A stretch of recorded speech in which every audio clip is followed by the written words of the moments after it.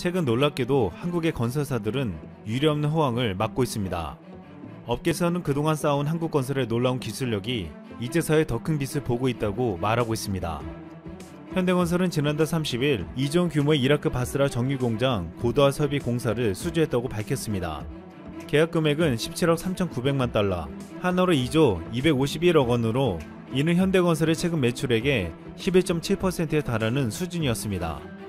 지난해 해외 수주 1, 2위를 기록했던 현대건설과 현대엔지니어링은 올해도 선전하고 있지만 경쟁사였던 삼성물산과 삼성엔지니어링은 현대가를 뛰어넘는 놀라운 실적을 내고 있습니다. 삼성물산은 현재까지 44억 9,410억 달러의 해외 수주를 기록하며 국내 건설사 선두를 달리고 있습니다. 이는 코로나 사태 이전인 지난해 기록한 수주액의 2배였습니다. 여기엔 올해 1월 계약한 방글라데시 다카 국제공항 수주가 가장 큰 역할을 하고 지난 2월 아랍에미리트 수전력청이 발주한 푸자이라 F3 복합발전 프로젝트도 크게 기여했습니다. 또한 최근 삼성 엔지니어링은 멕시코에서 단위 프로젝트로 최대인 36억 달러 규모의 대형 정유 프로젝트를 따냈습니다. 현대건설도 이에 질세라 현재 사우디 자프라, 이라크 바그다드 트레인, 카타르 에카 천연가스 등에서 추가적인 성과가 기대되고 있습니다. 또한 전통적인 해외 건설의 명가라 불리는 쌍용건설도 현재 세계 8개국에서 총 26개의 프로젝트를 진행하고 있습니다. 특히 코로나 사태에서도 현재 두바이에서 내년 6월 준공을 앞두고 지어지는 로얄 아틀란티스 호텔이 있습니다. 로얄 아틀란티스 호텔은 쌍용건설의 해외에서 시공 중인 현장 중 최대 규모로 총 공사비 10억 달러, 한화로 약 1조 1,700억 원 규모로 최고 46층 795 객실 규모로 지어지고 있습니다. 호텔을 하늘에서 보면 S자로 휘어진 구조이며 정면은 레고 블록을 복잡하게 쌓아올린 듯 특이하고 비정형적인 외관을 자랑합니다. 여기에는 1,300톤이 넘는 스카이브리지 구조물의 지상 80m까지 들어올려 설치하는 스탠드 제거 공법이 사용되고 전세계 최초로 레고 모양의 블록이 모두 유선으로 휜 건축물을 만들고 있습니다. 쌍용건설은 이 호텔을 내년 10월 개최될 두바이 엑스포에 맞춰 두바이를 상징하는 랜드마크로 만들 계획입니다. 벌써부터 싱가포르에 마리나 베이센즈를 잇는 또 하나의 성공 신화가 될 것으로 기대를 모으고 있습니다. 그동안 한국의 건설사들은 세계적인 랜드마크를 지어왔습니다. 세계 최고 빌딩인 두바이의 부르즈 할리파, 싱가포르의 마리나 베이센즈 호텔, 말레이시아 페트로나스 트윈타워, 타이페이 101 등 한국의 놀라운 건설 능력은 전세계를 감탄하게 만들었습니다. 이 같은 업적을 이뤄내고 지금도 한국 건설사들이 전세계에서 부름을 받고 있는 이유는 놀라운 기술력에 있었습니다. 쌍용건설은 지난 2009년 국내 한 지하철 공사에서 놀라운 기술을 보여줘 전세계를 놀라게 했습니다. 쌍용건설은 서울 지하철 3호선 고석터미널역 바로 15cm 아래에 또 다른 지하터널을 뚫었습니다. 이곳은 지하철 9호선 고속버스 터미널역 대합실과 선로가 들어설 공간이었습니다. 지하철 이용객들이 이 사실을 알았다면 불안해했겠지만 공사는 조용히 이뤄져 성공적으로 끝냈습니다. 쌍용건설 김우상 현장 소장은 공사를 위해 몇 개월 동안 지하철 운행을 중단할 수 없었기 때문에 세계에서 처음으로 적용되는 첨단 기술을 채택했다고 말했습니다. 여기서 가장 큰 문제는 엄청난 하중을 어떻게 극복할 것인가였습니다. 이 때문에 먼저 3호선 선로 아래에 지름 2m의 대형 파이프 10개를 밀어넣고 파이프 안에 흙 대신 철근과 콘크리트를 채워 넣었습니다. 그리고 이어 파이프와 직각으로 교차하는 아치형 구조물을 일정한 간격으로 설치해 엄청난 하중을 견딜 수 있도록 했습니다. 그동안 전 세계에서 이같이 두 가지 보강 공법이 동시에 사용된 현장은 없었습니다. 이런 이유로 전세계 토목 전문가들은 수시로 현장을 방문해 기술 노하우를 배웠고 영국 토목학회에서는 이 기술에 놀랍다며 불운의 메달을 수여했습니다. 한국의 건설사들은 이같이 세계 최고 난이도를 자랑하는 새로운 공사기법을 도입해 성공적으로 해냈습니다. 그 중에 지난해 현대건설이 7년 반 만에 완성한 21세기 걸작이라 불리는 건축물이 있습니다.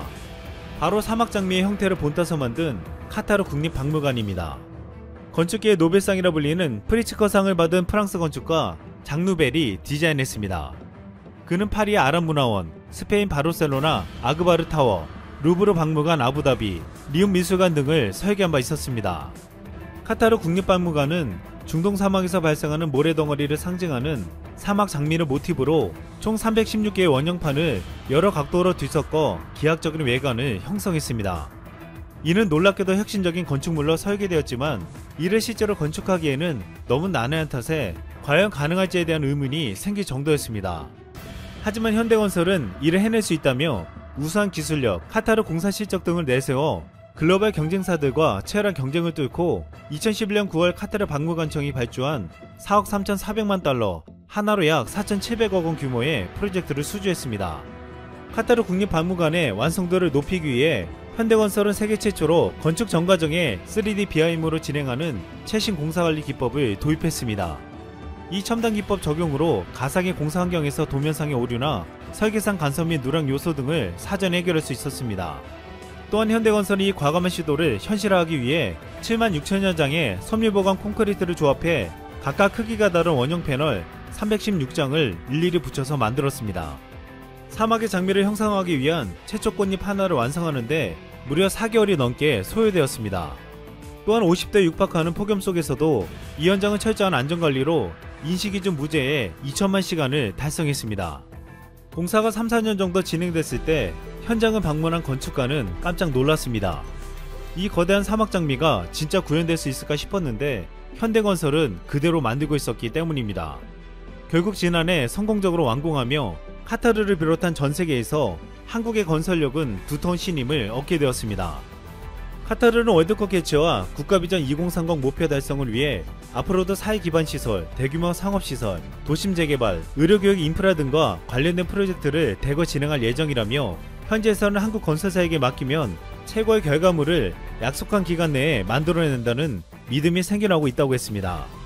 세계 최고층 빌딩인 부르즈알리파를 삼성물산에 맡겨 지었던 아랍에미리트는 한국 건설사에 대한 신뢰도가 가장 높은 나라입니다. 지난해부터 SK건설은 아랍에미리트에서 놀라운 실적을 얻어내고 있습니다. SK건설은 지난해 1조 3천억 원 규모의 아랍에미리트 원유비치 기지 건설 공사를 수주한 데 이어 사막으로 횡단하는 대형 철도 공사까지 수주했습니다. 원유비치 공사는 UAE 북동쪽 푸자이라 지역 지하 안반에 총 4,200만 배럴 규모의 지하 원유비치 기지를 신축하는 공사였습니다. 여기엔 저장 용량이 30만 톤급 초대형 유조선 20척과 맞먹으며 단일 프로젝트로는 세계 최대 규모였습니다. 또한 SK건설이 따낸 4,800억 원의 에티하드레일 공사는 국내 건설사가 35년 만에 중동 지역에서 수주한 대규모 철도 공사였습니다. 이 철도 공사가 완공되면 위의 주요 도시 항만 산업단지 간 화물 운송과 물류 시스템이 확 바뀔 것이라고 했습니다. 지난 1일 아랍에미리트 두바이 부르즈알리파 빌딩에는 놀라운 광경이 벌어졌습니다. 이것은 아랍에미리트 정부와 한국과의 수교 40주년을 기념한 행사로 건물 전체에 태극기가 조명된 것입니다. 우리 손으로 지은 세계에서 제일 높은 빌딩에 걸린 태극기를 보고 우리 국민들은 가슴이 뭉클해졌다고 했습니다.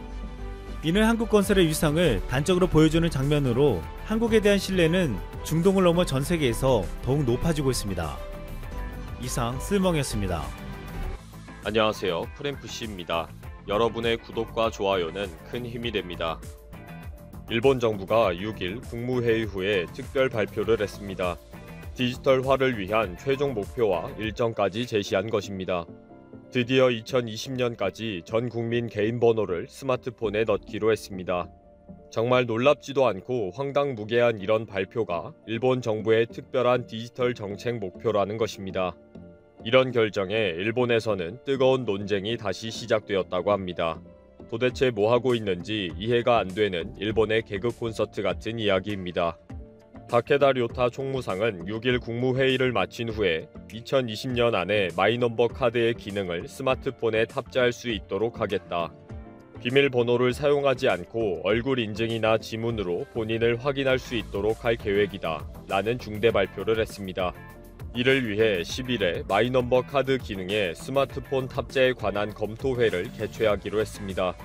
일본의 행정 디지털화의 가장 큰 어려움이 개인에게 번호를 부여하는 마이넘버 제도입니다. 그동안 엄청난 혜택을 부여하면서 반강제적으로 신청을 하도록 했지만 결국 실패한 제도입니다. 실제 마이넘버 카드를 만드는 과정이 언론에 많이 소개가 되었습니다. 마이넘버가 있어야 포인트를 환급받을 수 있다는 강제 시책으로 관심이 높아졌기 때문입니다. 마이넘버 카드를 신청하는 종합 사이트에 가서 23자리의 숫자로 아이디를 만드는 것부터 당황하게 만들었고 결국 포기하게 만들었습니다. 그래서 보통 종이 신청 서류에 일일이 작성하고 구청에 제출을 합니다. 그리고 신청한 지 4주가 지나면 또 마이넘버 교부 통지서가 우편으로 왔고 구청에서 수령하는데 이 수령도 쉽지 않다는 여론이 많았습니다. 겨우 어렵게 마이넘버를 부여받았으면 마이포털에 가서 등록을 해야 복지제도나 연금에 활용할 수가 있습니다. 그러다 보니 아예 유명무실하게 되었고 다시 종이 서류를 들고 다니면서 구청에서 줄을 서 있으면서 행정 절차를 밟게 된 것입니다. 이렇게 엉망이 돼버리다 보니 아예 마이넘버는 인권 침해이다, 후진국 제도이다 라면서 도리어 더 반대하는 여론이 형성되어 버렸습니다. 그런데 결국 행정 디지털화가 되려면 개인 번호 부여가 필수입니다. 그래서 일본은 지난 6월부터 마이넘버 제도와 국가와 지방의 디지털 기반 근본적 개선을 위한 워킹 그룹을 가동해 왔는데 최종 목표를 마이넘버를 스마트폰에 탑재하는 것으로 결론을 내린 것입니다. 그동안 이 결론을 내리기 위해 정부와 지자체의 시스템에 대해 전문가들이 제기한 33개의 과제를 검토해 왔다 라고 밝혔습니다. 그러니까 지난 6월부터 전문가의 지적 33개를 가지고 워킹 그룹들이 치열하게 토론한 결과가 2022년까지 마이넘버를 스마트폰에 탑재하자라는 것입니다. 이 대단한 결론은 지난 6일 국무회의에서 의결했고 다시 10일부터 추진 검토 회의를 시작하기로 했다는 것입니다. 문제는 이런 결론이 나와도 일본 국민들의 협조가 절대적으로 필요한데 다들 비협조적이라는 거죠. 당장 스마트폰 보급률이 문제가 됩니다. 스마트폰의 보급률이 한국은 95%가 넘어서 세계 1위이지만 일본은 66%로 선진국 그룹 가운데에서는 가장 낮은 것으로 나타났습니다. 또 스마트폰을 들고는 있어도 전화통화와 유튜브 시청용으로만 사용하는 사람들이 너무 많아서 앱을 하나 까는 것조차 어려워합니다. 일본 정부가 C19 대책으로 추적 앱 코코아를 설치해달라고 그렇게 요청을 해도 겨우 10%가량 반응을 할 정도입니다. 이 사실이 일본 정부의 가장 큰 고민이라고 합니다. 실제 인터넷이나 스마트폰 사용에 둔한 것은 스가 총리도 예외가 아닙니다. 4일 일본 국회에서 야당 의원이 스가에게 총리는 마이넘버를 가지고 실제 행정 절차를 한 번이라도 이용한 적이 있는가? 총리의 고령보험증은 마이포털에 등록을 했는가? 라고 기습 질문을 했습니다. 스가는 사용한 적이 없다 라고 답변했고요. 질문을 한 이펀 민주당의 고토 의원은 실제 포털의 사용 방법이 복잡하고 어렵다. 총리도 직접 해보기를 바란다 라고 마무리했습니다. 이 질의응답은 즉시 언론에 보도가 되었습니다. 총리도 관심 없는 마이넘버와 포털이라고 제목을 뽑아서 나왔습니다. 이런 현실을 무시하고 일본 정부는 매일 새로운 디지털화 정책을 발표합니다. 일본 정부는 2026년까지 운전면허증을 마이넘버 카드하고 일체화하기로 결정했습니다.